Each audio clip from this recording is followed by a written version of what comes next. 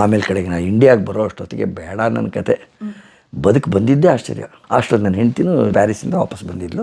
ಇದು ನನಗೆ ಅಮೇರಿಕಾದ ಇದು ಪ್ರತಿ ಸತಿ ಇದೇ ಥರ ಒಂದು ಕಡೆ ಇನ್ಸಿಡೆಂಟ್ ಆಗಿದೆ. ನಾನು ಡಾಕ್ಯುಮೆಂಟ್ರಿ ಮಾಡೋಕ್ಕೆ ಅಂತ ಲಂಡನ್ಗೆ ಹೋಗಿದ್ದೆ.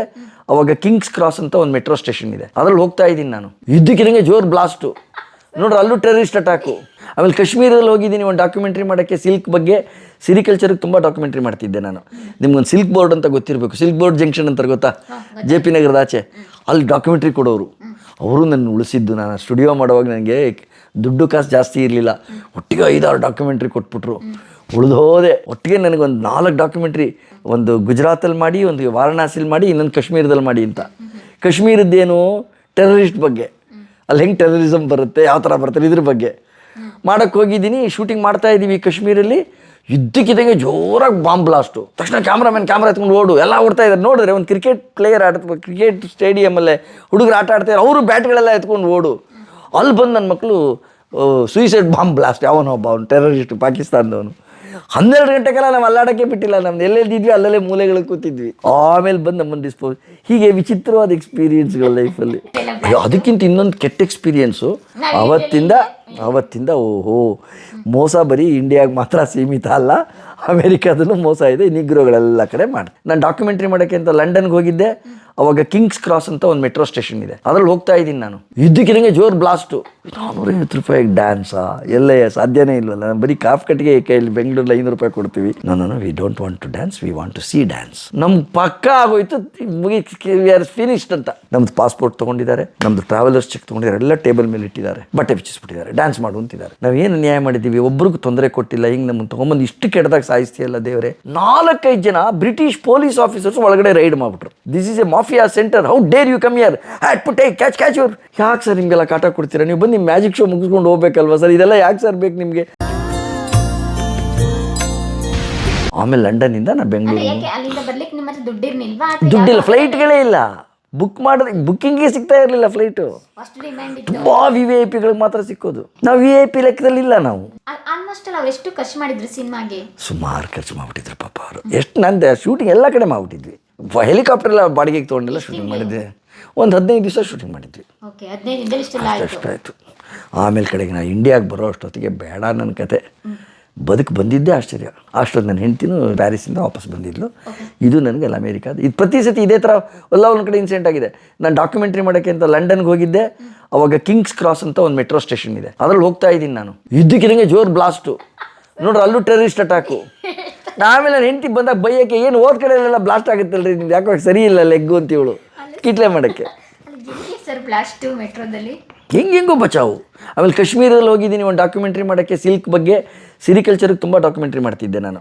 ನಿಮ್ಗೊಂದು ಸಿಲ್ಕ್ ಬೋರ್ಡ್ ಅಂತ ಗೊತ್ತಿರಬೇಕು, ಸಿಲ್ಕ್ ಬೋರ್ಡ್ ಜಂಕ್ಷನ್ ಅಂತ ಗೊತ್ತಾ, ಜೆ ಪಿ ನಗರದ ಆಚೆ, ಅಲ್ಲಿ ಡಾಕ್ಯುಮೆಂಟ್ರಿ ಕೊಡೋರು. ಅವರು ನನ್ನ ಉಳಿಸಿದ್ದು. ನಾನು ಸ್ಟುಡಿಯೋ ಮಾಡುವಾಗ ನನಗೆ ದುಡ್ಡು ಕಾಸು ಜಾಸ್ತಿ ಇರಲಿಲ್ಲ, ಒಟ್ಟಿಗೆ 5-6 ಡಾಕ್ಯುಮೆಂಟ್ರಿ ಕೊಟ್ಬಿಟ್ರು. ಉಳಿದು ಹೋದೆ. ಒಟ್ಟಿಗೆ ನನಗೊಂದು 4 ಡಾಕ್ಯುಮೆಂಟ್ರಿ, ಒಂದು ಗುಜರಾತಲ್ಲಿ ಮಾಡಿ, ಒಂದು ವಾರಣಾಸಿಲಿ ಮಾಡಿ, ಇನ್ನೊಂದು ಕಾಶ್ಮೀರದಲ್ಲಿ ಮಾಡಿ ಅಂತ.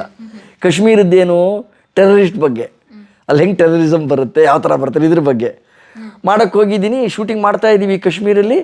ಇದ್ದಕ್ಕಿದ್ದಂಗೆ ಜೋರಾಗಿ ಬಾಂಬ್ ಬ್ಲಾಸ್ಟು. ತಕ್ಷಣ ಕ್ಯಾಮ್ರಾ ಎತ್ಕೊಂಡು ಓಡು, ಎಲ್ಲ ಓಡ್ತಾ ಇದ್ದಾರೆ. ನೋಡಿದ್ರೆ ಒಂದು ಕ್ರಿಕೆಟ್ ಪ್ಲೇಯರ್ ಕ್ರಿಕೆಟ್ ಸ್ಟೇಡಿಯಮಲ್ಲೇ ಹುಡುಗರು ಆಟ ಆಡ್ತಾಯಿದ್ದಾರೆ, ಅವರು ಬ್ಯಾಟ್ಗಳೆಲ್ಲ ಎತ್ಕೊಂಡು ಓಡು. ಅಲ್ಲಿ ಬಂದು ನನ್ನ ಮಕ್ಕಳು ಸೂಯಿಸೈಡ್ ಬಾಂಬ್ ಬ್ಲಾಸ್ಟ್, ಅವನೊಬ್ಬ ಅವ್ನು ಟೆರರಿಸ್ಟು, ಪಾಕಿಸ್ತಾನದವನು. 12 ಗಂಟೆಗೆಲ್ಲ ನಾವು ಅಲ್ಲಾಡೋಕ್ಕೆ ಬಿಟ್ಟಿಲ್ಲ. ನಮ್ದು ಎಲ್ಲೆಲ್ಲಿದ್ವಿ ಅಲ್ಲಲ್ಲೇ ಮೂಲೆಗಳಿಗೆ ಕೂತಿದ್ವಿ. ಆಮೇಲೆ ಬಂದು ನಮ್ಮನ್ನು ಡಿಸ್ಪೋಸ್. ಹೀಗೆ ವಿಚಿತ್ರವಾದ ಎಕ್ಸ್ಪೀರಿಯೆನ್ಸ್ಗಳು ಲೈಫಲ್ಲಿ. ಹೇಳಿ ಸರ್, ನಮ್ಮ ಪುಣ್ಯಕ್ಕೆ ನಮ್ಮ ಬೋಗಿನಲ್ಲಿ ಆಗಿಲ್ಲ, 10ನೇ ಬೋಗಿನೋ 11ನೇ ಬೋಗಿನೋ, ಅದ್ರ ಇಂಪ್ಯಾಕ್ಟ್ ನಮ್ಗೆ ಆಗಲಿಲ್ಲ. ಅಲ್ಲಿದ್ದವರೆಲ್ಲ ಡಮಾರು ಒಡೀಸು. ನೀವು ಹೇಳ್ತಾರೆ ನನಗೆ ನಗಬೇಕು ಅಥವಾ ಸೀರಿಯಸ್ನೆಸ್ ಇವಾಗೆಲ್ಲ ಕಥೆಗಳು ಅನಿಸುತ್ತೆ. ಬಟ್ ನೀವು ಅದರಿಂದ ಬಚಾವಾಗಿ ಬಂದ್ರಂತಲ್ಲ, ಏನು ಸರ್ ನೀವು ಹೋದ ಕಡೆ ಎಲ್ಲ? ಅದಕ್ಕಿಂತ ಇನ್ನೊಂದು ಕೆಟ್ಟ ಎಕ್ಸ್ಪೀರಿಯೆನ್ಸು. ನಾನು ನನ್ನ ಫ್ರೆಂಡ್ ಒಬ್ಬ ಲಂಡನ್ಗೆ ಹೋಗಿದ್ವಿ, ಸೂರ್ಯ ಅಂತ, ಈಗಲೂ ಇದ್ದಾನೆ ಅವನು. ನಮಗೆ ಊರುಗಳು ಸುತ್ತ ಹುಚ್ಚು. ಲಂಡನ್ನಲ್ಲಿ ಹೋದ್ವಿ, ಅಲ್ಲೊಂದು ಇಂಡಿಯನ್ಸ್ ಕಾಲೋನಿ ಅಂತಲೇ ಇದೆ, ಅಲ್ಲೆಲ್ಲ ನೋಡ್ಕೊಂಡು ಹಾಗೆ ಬರ್ತಿದ್ವಿ. ಅಲ್ಲಿ ಬಂದರೆ ಸಾಲಿಗೆ ನಿಮಗೆ ಡ್ಯಾನ್ಸ್ ಕ್ಲಬ್ಗಳಿರುತ್ತೆ. ತುಂಬ ಲಕ್ಷಣವಾಗಿರೋ ರೊಮೇನಿಯನ್ ಹೆಣ್ಮಕ್ಳು, ಆಮೇಲೆ ಸೈಬೀರಿಯನ್ ಹೆಣ್ಮಕ್ಳು, ಇದೆಲ್ಲ ಡ್ಯಾನ್ಸ್ ಇರುತ್ತೆ. ಅದು ನೋಡೋದು ಅಂದರೆ ಜನಕ್ಕೊಂದು ಕುತೂಹಲ. ನಾವುಗಳು ಪ್ರವಾಸಿಗಳಲ್ವೇ, ಒಂದು ಕಣ್ಣು ತಂಪು ಮಾಡ್ಕೋಬೇಕು ಆಸೆಗೆ. ಒಬ್ಬಳು ಸುಂದರಗಳು ಪುಟಾಣಿ ಹುಡುಗಿ ಸ್ಕರ್ಟ್ ಹಾಕ್ಕೊಂಡು €5 ಡ್ಯಾನ್ಸ್ ಅಂತ ಇದ್ಲು. €5 ಅಂದರೆ ಏನಪ್ಪ ಬಂದು €1ಗೆ €90, 9 5 ಮ್ಯಾಕ್ಸಿಮಮ್ ₹450. ₹450 ಡ್ಯಾನ್ಸಾ ಎಲ್ಲೇ ಸಾಧ್ಯನೇ ಇಲ್ವಲ್ಲ. ನಾನು ಬರೀ ಕಾಫ್ ಕಟ್ಟಿಗೆ ಕೈಯಲ್ಲಿ ಬೆಂಗಳೂರಲ್ಲಿ ₹500 ಕೊಡ್ತೀವಿ, ನೋಡ್ಬೋಣ ಅಂತ ಇಬ್ರಿಗೂ ಆಸೆ. ತುಂಬ ಮುದ್ದಾಗಿದ್ಲು. ಇಬ್ಬರು ಮನಸ್ಸಿಲ್ಲದ ಮನಸ್ಸಿಂದ ಹೋಗಿ ಒಳಗಡೆ ಹೋಗಿ €5 ಇಸ್ಕೊಂಡ್ಲು, ನಮ್ಮನ್ನು ಒಳಗಡೆ ಬಿಟ್ಲು. ಇಳಿದ್ರೆ ಹಂಗೆ ಕೆಳಗೆ ಇಳಿತಾ ಇದ್ರೆ ಮೆಟ್ಲುಗಳ ಮೇಲೆ ಯಾಕೋ ಡೆನ್ ಸೆಟ್ಟಲ್ಲಿ ಬಂದಂಗೆ ಆಗ್ತಾ ಇದೆ. ಈ ಸಿನಿಮಾಗಳಲ್ಲಿ ಡೆನ್ ಸೆಟ್ಗಳು ಇರುತ್ತಲ್ಲ, ಇರಲಿ ಇವೆಲ್ಲ ಹಾಗೆ ಮಾಡಿರ್ತಾರೆ. ಕ್ಲಬ್ಗಳ ಅಟ್ಮಾಸ್ಫಿಯರ್ ಅಲ್ಲ, ಗುಹಾ ಅಂತರ ಅಂತ ಯಾವುದೋ ಇದೆಯಲ್ಲ, ಗುಹೆ ಥರನೇ ಇರುತ್ತೆ ಕೆಲವು ಹೋಟ್ಲುಗಳೆಲ್ಲ. ಕೆಳಗಡೆ ಹೋದ್ರೆ ಒಂದು ಬ್ಯೂಟಿಫುಲ್ ಪ್ಲೇಸು, ಅಲ್ಲಿ ಯಾರೋ ಇಬ್ಬರು ಡ್ಯಾನ್ಸ್ ಮಾಡ್ತಾ ಇದ್ದಾರೆ, ಮಂದವಾದ ಬೆಳಕು, ಅಲ್ಲೆಲ್ಲ ಕೂತ್ಕೊಂಡು 2-3 ಜನ ನೋಡ್ತಿದ್ದಾರೆ. ನಾವು ಹೋದ್ವಿ, ಲಕ್ಷಣವಾಗಿದ್ಲು, ಡ್ಯಾನ್ಸ್ ನೋಡ್ತಾ ಇದ್ವಿ. ಸ್ವಲ್ಪ ಹೊತ್ತಾಯಿತು, ನನ್ನ ಪಕ್ಕ ಒಬ್ಳು ಹುಡುಗಿ ಬಂದು ಕೂತ್ಕೊಂಡ್ಲು, ನಕ್ಲು. ನಾವು ಡ್ಯಾನ್ಸ್ ಅಲ್ಲಿಯವ್ರು ಅಲ್ವಲ್ಲ, ನಾವು ಸುಮ್ಮನೆ ನೋಡ್ತಾನೆ. ಅವನ ಪಕ್ಕನೂ ಹತ್ತ ಕಡೆ ಒಬ್ಳು ಬಂದು ಕೂತ್ಕೊಂಡ್ಲು. ತಕ್ಷಣ ನಮ್ಮ ಫ್ರೆಂಡಿಗೆ ಸ್ವಲ್ಪ ಸೂಕ್ಷ್ಮ, ಅವನು ಸ್ವಲ್ಪ ಜಾಸ್ತಿ, ಕೌಶಿಕ್ ನಾವು ಬಂದಿರೋ ಜಾಗ ಏನೋ ಪ್ರಾಬ್ಲಮ್ ಇದೆ ಅನಿಸುತ್ತೆ, ಯಾಕೋ ನಡೀತಾ ಇರೋ ಚಟುವಟಿಕೆಗಳು ಸೇಫ್ ಅಲ್ಲ ಅಂದ ಕನ್ನಡದಲ್ಲೇ. ನಾನು ಹೌದಾ, ಏನು ಮಾತಾಡೋದು ಬೇಡ ಸುಮ್ಮನಿರು ಅಂತ ತಿರ್ಗಾ ನೋಡ್ತಾ ಇದ್ವಿ. ತಕ್ಷಣ ಮೆತ್ತೆಗಳು ನನ್ನ ಕೈ ಹಿಡ್ಕೊಂಡ್ಲು. How is the dance? It's nice. ನಾನು ಸ್ವಲ್ಪ ಸೀರಿಯಸ್ ಆದೆ. ನೀವು ಇದಕ್ಕಿನಾಗಿ ಸಿಗ್ನಲಲ್ಲಿ ಕೋಜಾಗಳು ಬಂದು ಮಾತಾಡ್ಸಿದ್ವಿ, ಈ ಪರಿಸ್ಥಿತಿ ಏನು, ಸೀರಿಯಸ್ ಆಗಿ ಉತ್ತರ ಕೊಡ್ತೀವಲ್ಲ ಅಂತೀವಲ್ಲ, ಅದೇ ಥರ ಏನಿದೆ. You come and dance there ಅಂದ್ಲು. No we don't want to dance, we want to see dance. ಹತ್ತಲ ಕಡೆ ಅವಳಿದ್ದಳು. No problem, you please come and dance ನಾವು ಅಂದ್ಲು. ಕೌಶಿಕ್ ಡೆಫಿನೆಟ್ಲಿ ತಗಲಾಕೊಂಡಿದ್ದೀವಿ ಇಂದ ಅವನು. ನಾವು ಹೊರಟು ಮಾಡೋಣ, $5-10 ವೇಸ್ಟ್ ಆದರೂ ಪರವಾಗಿಲ್ಲ, ಮೊದಲು ಜಾಗ ಖಾಲಿ ಮಾಡೋಣ ಅಂತ ಇಬ್ಬರು ಎದ್ವಿ. ಎದ್ದ ತಕ್ಷಣ ಇಬ್ಬರು ಬಲವಂತ ಕೂರಿಸ್ಬಿಟ್ರು ನಮ್ಮಿಬ್ಬರು. No, you cannot go like this, you have to dance, you have to remove all your dress. Why should we remove dress ಅಂತಂದೆ. That is the rule of this club. If anybody comes they have to dance without dress. ನಮ್ಮ ಪಕ್ಕ ಆಗೋಯ್ತು, we are finished ಅಂತ. ನಾವು ಸ್ವಲ್ಪ ತೊಟಕ ಆಗ್ತಿದ್ವಿ. ಆಮೇಲೆ ಇಬ್ಬರು ನೀಗ್ರೋಗಳು ಬಂದರು, RRD ಇದ್ದಾರೆ. ಈ ಇಂಗ್ಲೀಷ್ ಪಿಕ್ಚರ್ಗಳಲ್ಲಿ ಕಿಡ್ನ್ಯಾಪ್ ಮಾಡೋಕ್ಕೆ ತೋರಿಸ್ತಾರಲ್ಲ ನೀಗ್ರೋಗಳು, ಅವರಿಬ್ಬರು ಬಂದು, ಏಯ್ ಒಬೇ ದೋಸ್ ಗರ್ಲ್ಸ್ ಅಂತಾರ ನನ್ನ ಮಕ್ಕಳು. ಇದೇನ ಕಡೆ ಬಿಡ್ತಾ ಇಲ್ಲ. ಅವಳು ಬಲವಂತ ನನ್ನ ಶರ್ಟ್ ತೆಗಿತಾಳೆ, ಅವಳು ಅವ್ನ ಶರ್ಟ್ ತೆಗಿತಾಳೆ, ಪ್ಯಾಂಟು ಬಿಚ್ಚಿಸ್ಬಿಟ್ರು, ಶರ್ಟು ಬಿಚ್ಚಿಸ್ಬಿಟ್ರು. ಇಬ್ಬರು ಅಂಡರ್ವೇರಲ್ಲಿ ನಿಂತಿದ್ದೀವಿ. ಏನಾಗ್ಬೇಕು ನಮ್ಮ ಕತೆ? ಪಾಸ್ಪೋರ್ಟ್ ಎಲ್ಲ ಇದೆ, ಟ್ರಾವೆಲರ್ಸ್ ಚೆಕ್ ಎಲ್ಲ ಇದೆ, ಡ್ಯಾನ್ಸ್ ಅಂತಾರೆ. ಇವನು ಹೇಳ್ದ, ಕೌಶಿಕ್ ಇದು ಪಾಸ್ಪೋರ್ಟ್ ಮಾಫಿಯಾ, ಪಾಸ್ಪೋರ್ಟ್ಗಳನ್ನು ತಗೊಂಡು ನಮ್ಮನ್ನು ಮುಗಿಸ್ಬಿಡ್ತಾರೆ. ಅವ್ರದ್ದು ಇಂಟರ್ನ್ಯಾಷನಲ್ ಸ್ಮಗ್ಲಿಂಗ್ ಇರುತ್ತಲ್ಲ, ಡ್ರಗ್ಸು ಗಿಗ್ಸು ಮಾಫಿಯಾ, ಅದಕ್ಕೆ ಆ ಪಾಸ್ಪೋರ್ಟ್ ಫೋಟೋ ಚೇಂಜ್ ಮಾಡಿ ಯೂಸ್ ಮಾಡ್ಕೊಳ್ಳೋ ಗ್ಯಾಂಗ್ ಇದು ಅಂತ ಇವನು ನನ್ನ ಕನ್ನಡದಲ್ಲಿ ಹೇಳ್ತಾ ಇದ್ದಾನೆ. ಅದ್ರ ಬಗ್ಗೆ ಗೊತ್ತಿದೆ ಅವನಿಗೆ. ನನಗೆ ಏನೋ ಗೊತ್ತಿಲ್ಲ ಮೇಡಮ್. ಒಂದು ಸತಿ ಸುಮ್ಮನೆ ನಾನು ಸ್ವಲ್ಪ ಸಾಯಿಬಾಬಾ, ನಮ್ಮ ಶಿರ್ಡಿ ಸಾಯಿಬಾಬಾ, ನಾನು ಏನು ಅನ್ಯಾಯ ಮಾಡಿದ್ದೀನಿ ಬಾಬಾ, ಇಲ್ಲಿ ಕರ್ಕೊಂಬಂದು ನನ್ನ ಹಿಂಗೆ ನೀನು ಮಾಡಿ ನನ್ನ ಪ್ರಾಣ ಹೋಗ್ಬಿಟ್ಟು ಇಷ್ಟೆಲ್ಲ ಅಚೀವ್ ಮಾಡಿದ್ದೀನಿ ಜೀವನದಲ್ಲಿ. ನಾಳೆ ಬೆಂಗಳೂರಲ್ಲಿ ಯಾವುದೋ ಕ್ಲಬ್ಬಲ್ಲಿ ನೋಡೋಕೆ ಹೋಗಿದ್ದಾಗ ಬಟ್ಟೆ ಬಿಚ್ಚಿಸ್ಬಿಟ್ಟು ಸಾಯಿಸ್ಬಿಟ್ರಂತೆ ಅಂದರೆ ಎಷ್ಟು ಕೆಟ್ಟ ಅವಮಾನ. ಹಿಂಗೆ ಮಾಡ್ಬೇಕಾ ನೀನು? ಅನ್ಯಾಯ ಅಲ್ವಾ ನಮಗೆ?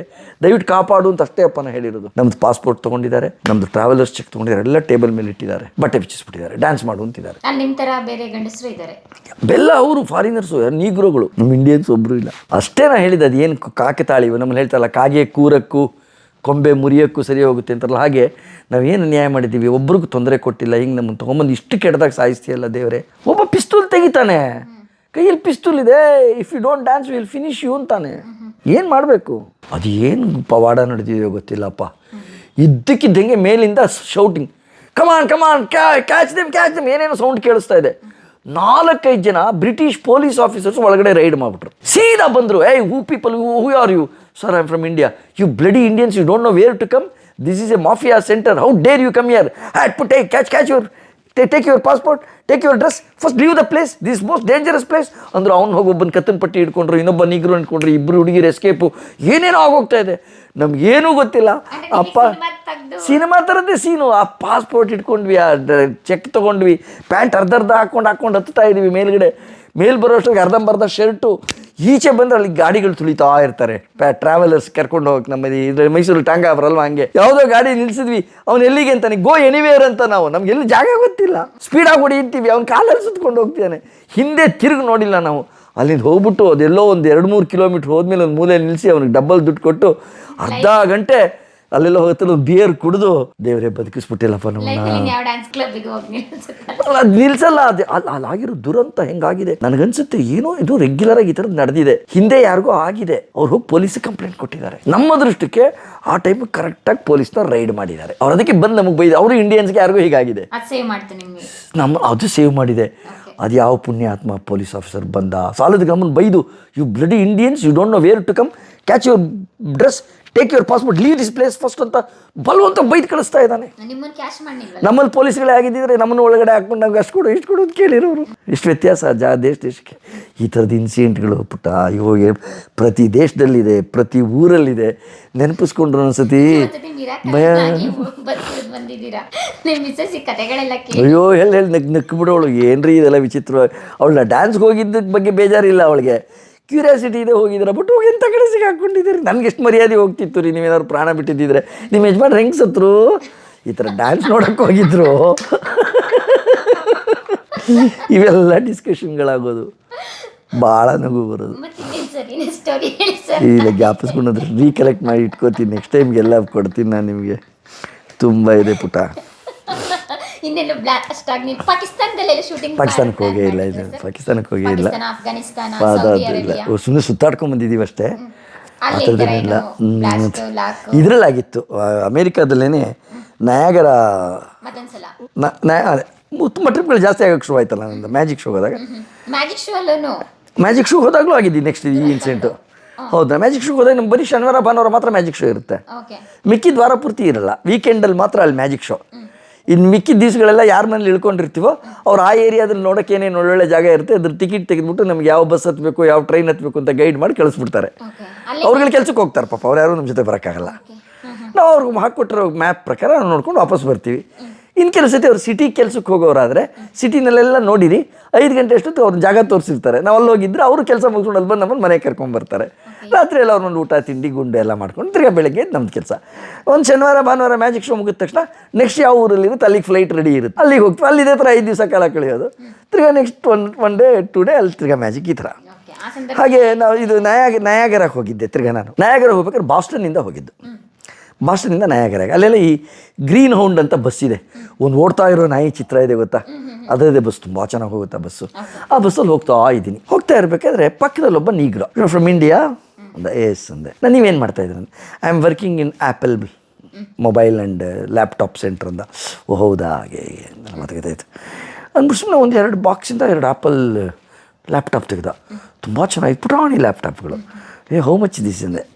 Don't mistake, don't tell anybody, I am a dealer and also we get items from raw market and we sell it for 50% rate ಅಂದ. ಅದ್ರದ್ದು ನನಗೆ ಗೊತ್ತಿರೋ ಹಾಗೆ 40,000 ರೂಪಾಯಿ ಚಿಕ್ಕದಕ್ಕೆ, ಅಲ್ಲಿ ಇಲ್ಲಿ 1.5 ಲಕ್ಷ ಆಗಿದೆ. ಅವ್ನು ಅದನ್ನು 20,000 ಕೊಡ್ತೀನಿ ಅಂತಾನೆ. ಅಂದರೆ 1.5 ಲಕ್ಷ ಬೆಂಗಳೂರಲ್ಲಿ ಆಗೋ ಲ್ಯಾಪ್ಟಾಪ್ಗೆ ಇಂಡಿಯನ್ 20,000 ರೂಪಾಯಿಗೆ ಅಲ್ಲಿ ಸಿಗುತ್ತೆ. ಇಲ್ಲೇ ಬೇಕಾದ್ರೆ ಕೊಟ್ಬಿಡ್ತೀನಿ ತಗೋ ಅಂತಂದ. ನಾನು ಆಯ್ತು ಅಂತ ಒಂದು ತೊಗೊಂಡೆ. ದುಡ್ಡಿತ್ತು ನನ್ನ ಹತ್ರ. 20,000 ತೊಗೊಂಡು ಸುಮ್ಮನೆ ಆಗ್ಬೇಕು ತಾನೆ.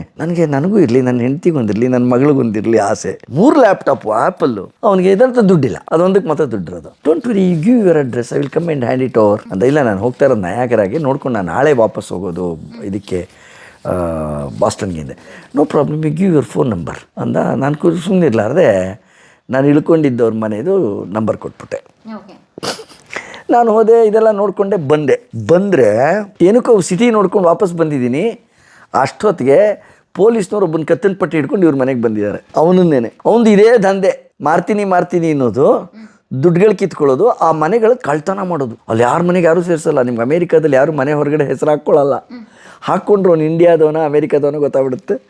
ಯಾರು ಮನೆ ಮುಂದೆ ಬರೀ ನಂಬರ್ ಹಾಕೋತಾರೆ ಅಷ್ಟೇ. 52 ನಮ್ಮಲ್ಲಿ ಸೌಗಂಧಿಕ ಪುಷ್ಪ, ಆ ಮನೆ ಈ ಮನೆ ಏನೆಲ್ಲ ಹಾಕೊಂಡು ಮೆರಿತೀವಲ್ಲ, ತಿರುಪತಿ ಪ್ರಸಾದ ಎಲ್ಲ ಹಾಕ್ಕೋತೀವಿ ಹೆಸರುಗಳು. ಊರ ಹೆಸರೆಲ್ಲ ಹಾಕ್ಕೋತೀವಿ, ಅಜ್ಜನ ಹೆಸರು. ಅಲ್ಲಿ ಹೆಸರೇ ಹಾಕ್ಕೊಳ್ಳಲ್ಲ, ಯಾರಿಗೂ ಗೊತ್ತಾಗಬಾರ್ದು ಅಂತ ಎಲ್ಲ ಅವಾಯ್ಡ್ ಮಾಡ್ತಾರೆ. ನಾನು ಹೋಗಿ ಫೋನ್ ನಂಬರ್ ಕೊಟ್ಬಿಟ್ಟಿದ್ದೀನಿ ಅವನಿಗೆ, ಅವ್ರ ಮನೆಯದು. ಅವನು ಹಿಡಿದಿದ್ದಾರೆ ಯಾವುದೋ ಒಂದು ಕೇಸಲ್ಲಿ. ಎಲ್ಲೆಲ್ಲಿಗೆ ನೀನು ಸಪ್ಲೈ ಮಾಡೋಕ್ಕೆ ಒಪ್ಕೊಂಡಿದ್ಯಾ ಅಂತ ಕೇಳಿದ್ದಾರೆ. ಇದ್ರ ಹೆಸರು ಹೇಳಿದ್ದಾರೆ. ಇಲ್ಲಿಗೆ ಹೇಳ್ಕೊಂಬಂದಿದ್ದಾರೆ ನನ್ನ ಬ್ಯಾಡ್ ಲಕ್ಕಿಗೆ. ಬಂದ ತಕ್ಷಣ ಇವರು, no we have not given any number, we have not order for any laptop. No, your brother gave ಅಂತ. ಬ್ರದರ್ ಅಲ್ಲ ನಾನು ಅವ್ರಿಗೆ, ಅವ್ರ ಮನೆ ಇಳ್ಕೊಂಡಿದ್ದಷ್ಟೇ ಮ್ಯಾಜಿಕ್ ಶೋ ಹೋದಾಗ. No, we don't have a brother ಅಂತ ಇವರು. ನೋ ಮೇಡಮ್, ಅಷ್ಟೊತ್ತಿಗೆ ನಾನು ಎಂಟ್ರಿ. ಶಾವ್ ಗಿವನ್ ದ ನಂಬರ್? ಎಸ್. ಯಾಕೆ ಸರ್ ನಿಮಗೆಲ್ಲ ಕಾಟ ಕೊಡ್ತೀರಾ? ನೀವು ಬಂದು ನಿಮ್ಮ ಮ್ಯಾಜಿಕ್ ಶೋ ಮುಗಿಸ್ಕೊಂಡು ಹೋಗ್ಬೇಕಲ್ವ ಸರ್? ಇದೆಲ್ಲ ಯಾಕೆ ಸರ್ ಬೇಕು ನಿಮಗೆ?